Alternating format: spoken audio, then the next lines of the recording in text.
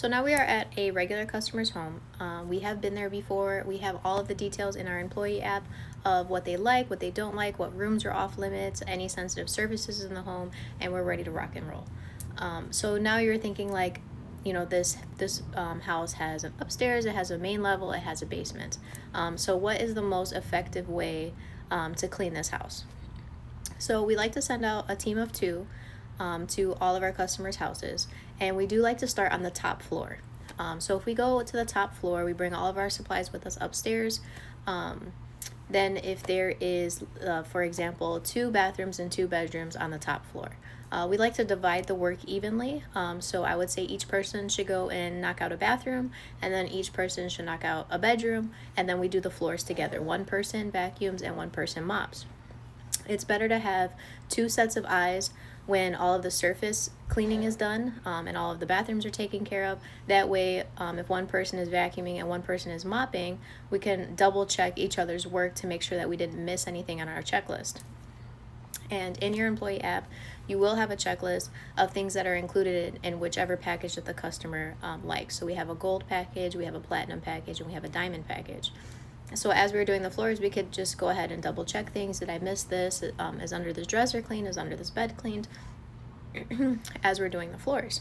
And then when we bring our stuff downstairs, then ideally it would be perfect if we could knock out the basement. That way we finish out on the main floor. And the same thing with the basement. There might be a bathroom down there in a family room, and you could be like, hey, I'll knock out the bathroom if you want to do the family room, or vice versa, and then we'll do the floors together. And then we would meet back upstairs to do the main floor. And the same thing with that, if there's like two bathrooms and a kitchen on the main floor, you could be like, I'll handle the kitchen if you'll do the two bathrooms, and just communicate with each other so you have a game plan of who's doing what rooms, and let's try to keep it fair. So if you have two houses in the same day and you're working with your same coworker, maybe you're like, I'll do the kitchen here if you got the next kitchen. Just try to keep it fair so we lessen the load on each other. I do not like it when one person does all of the bathrooms and the kitchen. It's not fair. Those are the rooms that require the most work, so it is ideal if we split those up. And then if you're having a bad day or you're tired, you're not feeling yourself, speak with your coworker and be like, hey, I'm not feeling myself today. I just want to let you know that I'm not intentionally slacking off or anything. That this is what's going on with me today. Because we do like to have each other's back and have that open communication.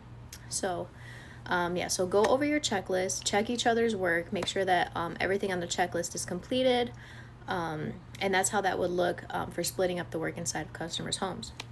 When we are done with the customer's home, if it is a brand new customer that we've never been there before, we do give them a welcome packet that is in our office.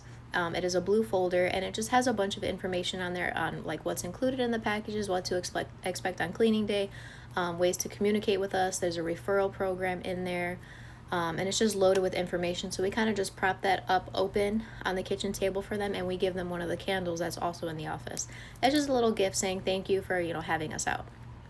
If it is a reoccurring customer, we've already been there before, we do still leave them a small gift.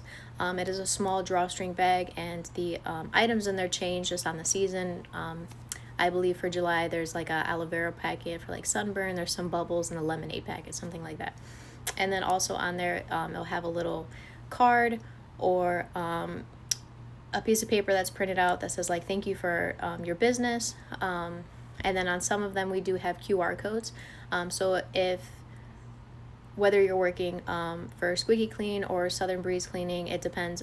Southern Breeze Cleaning, we do not have our Google profile updated yet, but when we do, we will have QR codes on those little small bags, and there is a space for you to write your name on there. So it says your text, and then you would put your name on there for them to leave you a Google review. We do have a Google review reward program. You can see the details for that in our employee app. So each Google review that has your name mentioned, that is a positive review, you earn certain points to have certain rewards. I believe it's like 15 for like a paid day off or a gas card or something like that. So you could check and see what reward programs we have for the Google reviews.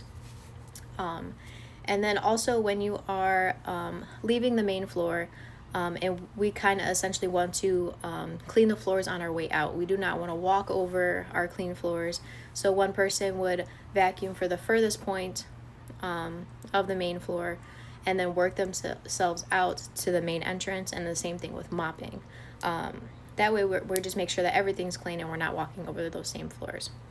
So if you have any other questions about how that should look when you guys are dividing the work, or about checklist or anything like that, feel free to reach out. And yeah, we'll see you in the next video.